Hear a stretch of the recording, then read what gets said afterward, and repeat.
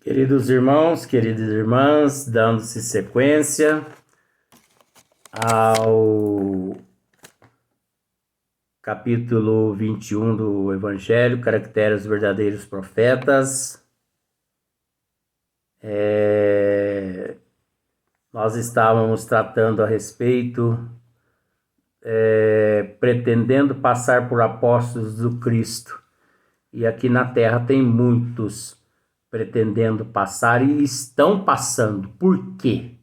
Porque a humanidade está sem cultura. Quando fala sem cultura, não é que a humanidade é burra, não. Não é isso, não. É falta de conhecimento. Sabe por que falta de conhecimento? Porque as pessoas, coitadinhas, tadinha das pessoas, elas buscam, as pessoas hoje estão com sede de conhecimento. Então elas batem à porta de casas espíritas e de outras denominações, e ali elas são, lavagem cerebral nelas. E elas não recebem os ensinamentos que deveriam receber. E crescem ali com aquele conceito. Então é triste. Outros passam pelos próprios Cristos. E para a vergonha da humanidade, hão encontrado pessoas, essas crédulas, que eles crêem nas torpezas. Olha que interessante. Isso é muito interessante. Tem pessoas que crêem. Tem pessoas que acreditam. Nada contra. Você acredita o que você quiser. Mas será que você é tão cego assim que você não para raciocinar? Será? Tem um ser no Brasil que auto se denomina o Cristo. Será que você, seguidor desse nosso irmão, é cego assim? Ah, não acredito.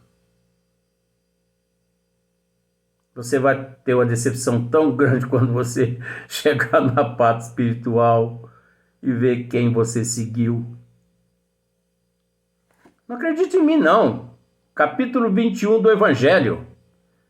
Caracteres do verdadeiro profeta. Não estou te dando sermão de moral também, não. Estou querendo tirar esse tapa-olho que está no teu rosto. Rosto não, nessa cara tua.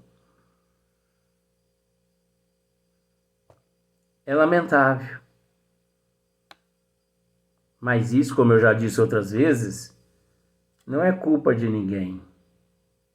A não ser daqueles que se dizem ter conhecimento da doutrina espírita. Que não evangelizam, não auto-se evangelizam para depois se evangelizar. Entretanto, uma ponderação bem simples seria bastante a abrir os olhos dos mais cegos. Olha só, dos mais cegos. É eu que estou falando ou é o Evangelho? O seu poder e todas as suas virtudes, a menos se admitisse o que for absurdo que houvesse degenerado. Ora, do mesmo modo que, se tirardes a Deus um só de seus atributos, já não tereis Deus. Se tirardes uma só de suas virtudes ao Cristo, já não mais o tereis. Possui todas as suas virtudes, os que se dão como sendo o Cristo. Então nós temos que analisar essa questão. Observai-os, perscrutai-lhes as ideias e os atos, e reconhecereis que, acima de tudo, lhes faltam as qualidades distintivas do Cristo. Queridos irmãos, nós vemos, a televisão é uma maravilha, né? É uma benção. Nós vemos na televisão, nós temos visto, seria mais, melhor, acho que o português seria assim, nem estou preocupado com o português também não. Estou preocupado com o português não. Nós temos visto na televisão lencinho que cura. Vamos fazer um teste. É o lencinho que cura? É. Então tá. Um paciente acabou de sofrer um acidente nesse exato momento. Traumatismo craniano. Gravíssimo. Morte cerebral. Tá bom?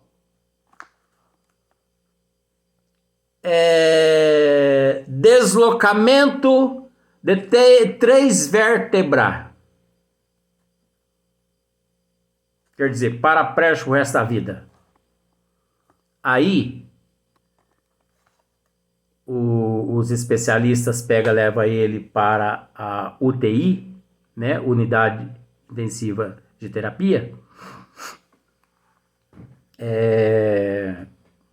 Aí os familiares chegam e falam assim, doutor, não toque nesse paciente. Por quê? Não, porque nós vamos colocar no peito desse paciente essa toalhinha. Não aplique nada. Se o senhor, doutor, aplicar, nós vamos processar o senhor. Aí coloca a toalhinha no peito da pessoa. Para ver o que acontece com esse paciente. Não é desfazendo de ninguém. Mas aqui na Terra, se não for a intervenção da medicina, todos nós afundamos. Porque Deus e Jesus se servem da mão dos médicos para curar as enfermidades físicas da humanidade.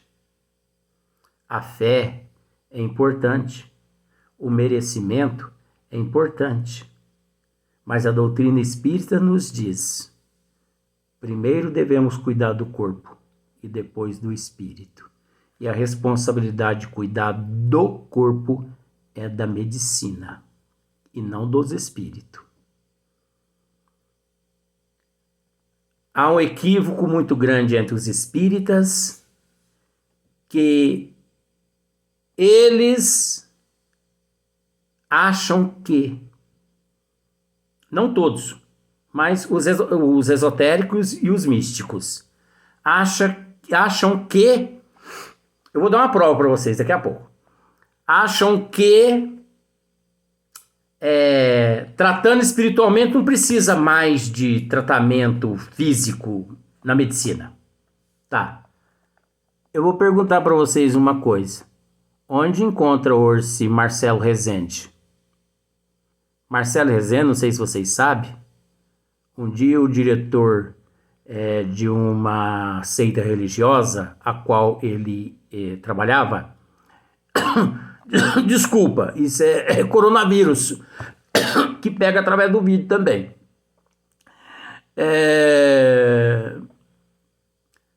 O diretor chegou e falou assim, olha, a igreja vai te curar. E ele, como era um funcionário, ganhava muito bem, né? Fosse, se eu não obedecer o patrão, eu tô na rua, né? E ele abandonou a quimioterapia e a radioterapia. E passou a frequentar a igreja. Onde é que ele está hoje?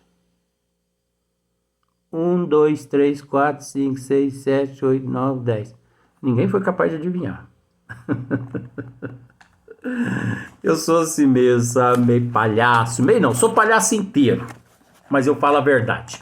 Eu falo coisas que ninguém tem coragem de falar. Fale o que eu falo. Agora, o que eu falo baseado no que eu sei. Que se me perguntarem onde está, eu digo capítulo por capítulo, versículo por versículo. Isso não é desafiando, não. Isso é mostrando que nós, se realmente somos, nós temos que exemplificar. E chega de blá blá blá. A humildade e a caridade, sobejando-lhes as que o Cristo não tinha, a cupidez e o orgulho, Notai, ao demais que, neste momento, há em vários países muitos pretensos cristos, como há muitos pretensos Elias, muitos São Joãos ou São Pedro, e que não é absolutamente possível que sejam verdadeiros todos. Será que é verdade que esse povo tá tudo de volta aqui na Terra? Será que eles não exemplaram, não? Será que eu queria saber por que o mistificador, o charlatão, ele tem que usar o nome de Cristo? Por que ele não usa, com todo respeito ao termo? Por que não usa? Você não vê. Você já parou para analisar que não existe mentor espiritual com o nome Benedito? Qual que é o seu mentor? Qual que é o nome dele?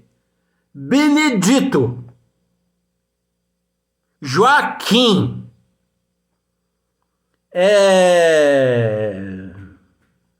Que mais? Teresa. Não são nomes horríveis. Eu estou dizendo que esqueceram esses nomes tão lindos. Para ficar... meu nome é... O nome do meu mentor é... Washington. Dr. Fritz. Tá uma moda no Brasil agora, né? Os médios recebendo Dr. Fritz. Mal sabendo que esse Dr. Fritz foi um dos maiores impostores que existiu na face da Terra.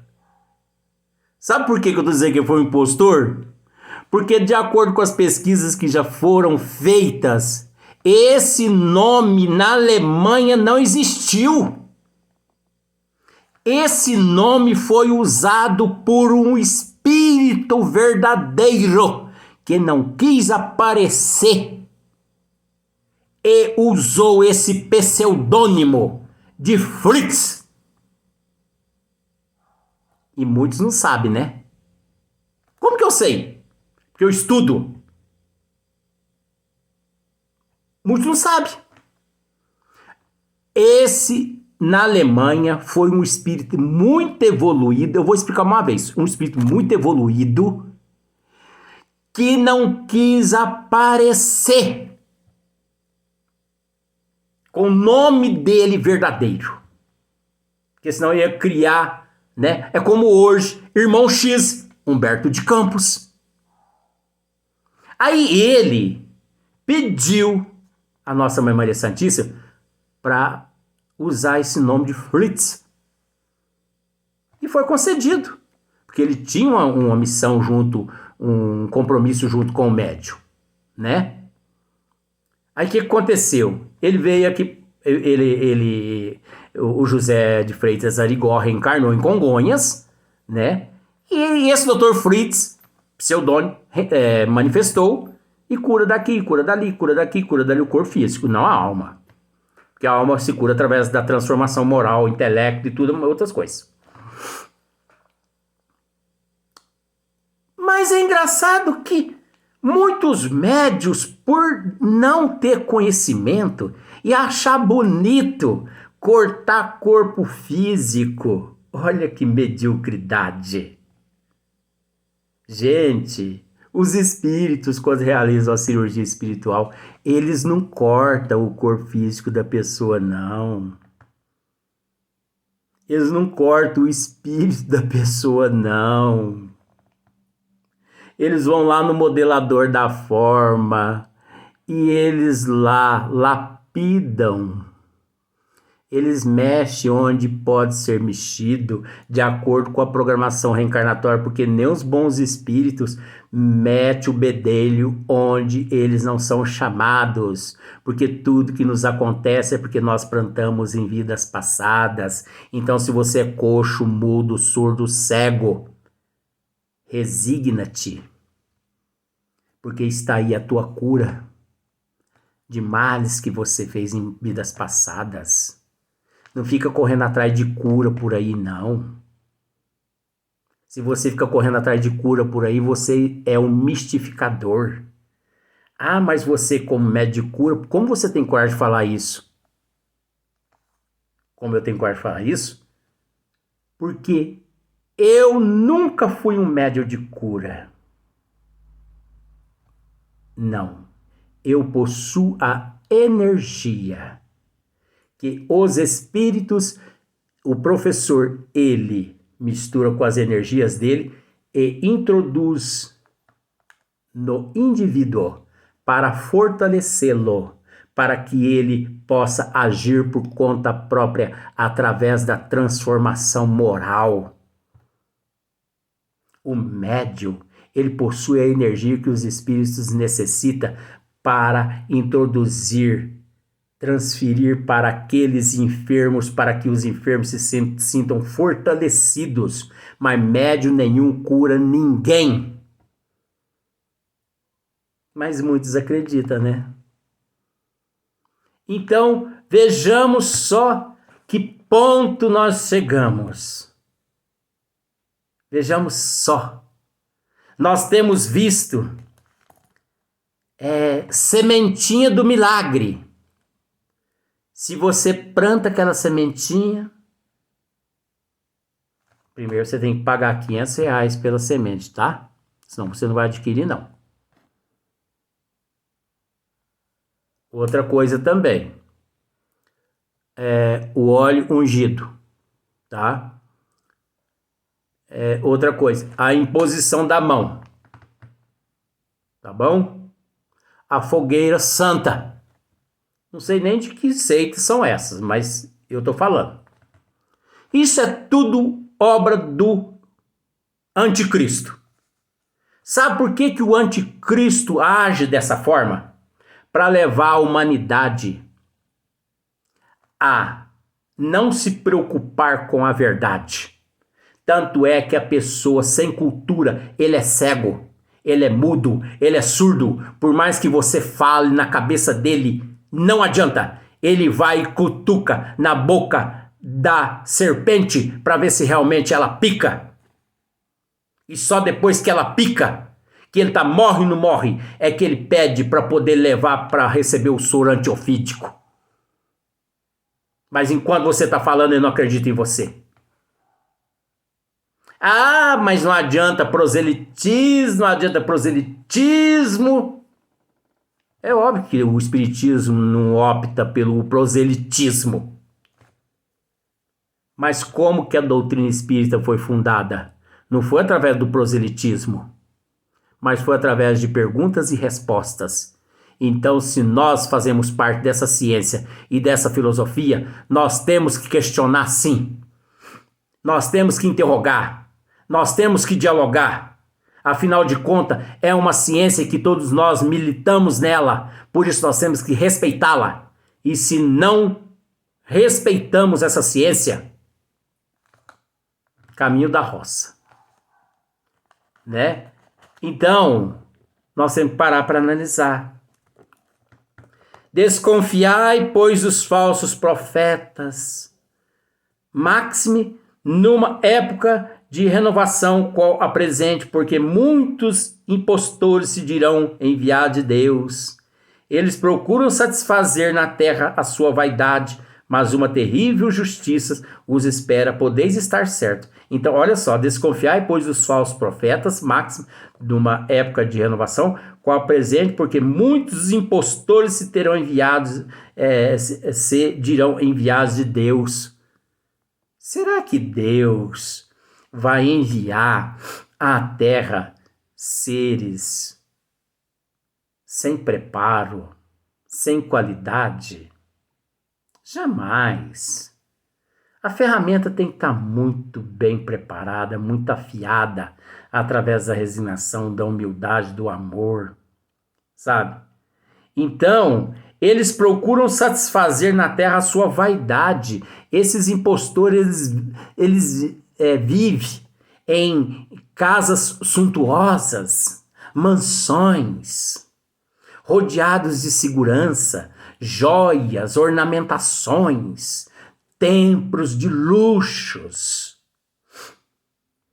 E uma coisa muito interessante que eu vejo que os anticristos e os impostores e os charlatões eles fazem eu não sei se vocês já pararam para observar. Tem denominações religiosas que começam numa garagem, onde cabe um Fusca. Nada contra Fusca, porque eu já tive 4, tá? Maravilha, aquele carrinho. Tem saudade dele até hoje. Então, eles abrem uma igreja numa garagem.